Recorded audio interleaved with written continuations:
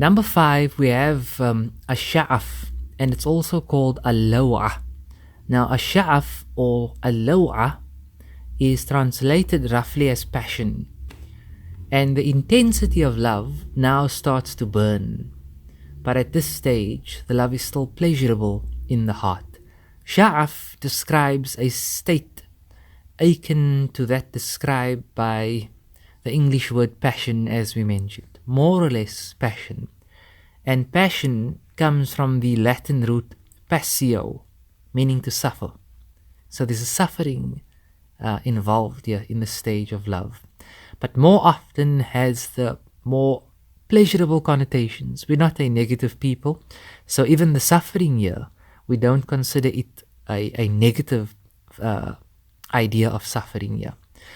Sha'af is from the root verb sha'afa, sheen ayn fa, and it means to spread out, to spread something out.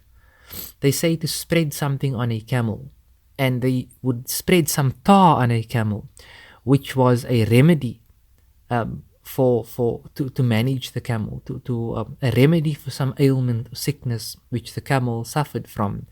And the Arab believed that the camel experiences a pleasurable, slight burning sensation as it is covered by the tar. So notice here a burning, a pleasure, and a bit of suffering. And this root suggests also that the stage of love is a healing, in fact, and a beneficial stage for the lover. But the lover who transgresses this stage will start to really feel the pangs of love. So again, a sha'af is a build-up of al-ishq, desire, alaqa, attachment, which started off with mere hawa, attraction, blowing in the wind. And stage number 6, what we will look at next, is called ash-shaghaf.